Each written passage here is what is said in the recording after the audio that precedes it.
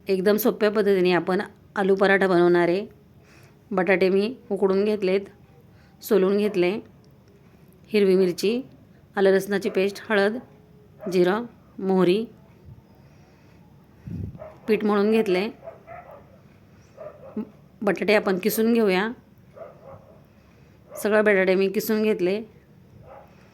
कढई तापायला ठेवली, त्याच्यामध्ये 3 ते 4 चमचे तेल घातलं। तेल तापलं की जिरा मोहरी घालायची आहे।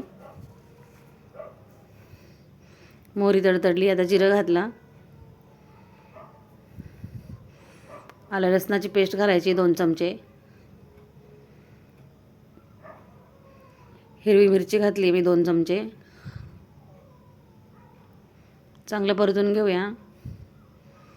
कोथिंबीर थोडी घातली मी, नंतर घालणार आहे आपण परत। थोडी हळद घालायची आहे, पाव चमचा। आता आपण बटाटा घालून घेऊया। चांगला मिक्स करून घ्यायचा आहे बटाटा। मीठ घातलं 1 चमचा, अजून थोडं घालूया। चांगला मिक्स करून घेतला आणि वरून चाट मसाला घातला। वरून थोडी कोथिंबीर घातली। चांगला मिक्स करून घेऊया। भाजी मी काढून घेतली। एक आपण पिठाचा गोळा घेतला, थोडासा लाटून घ्यायचा आहे। त्यामध्ये भाजी भरायची। चाळा करून घेतला आपण कोरडं पीठ लावून। आता पराठा आपण लाटून घ्यायचा आहे। मस्त होतो हा पराठा, चटपटीत।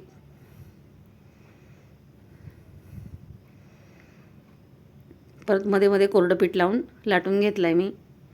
तूप सोडलं तव्यावर, साईडने पण तूप सोडलं। आता आपण पलटी करूया।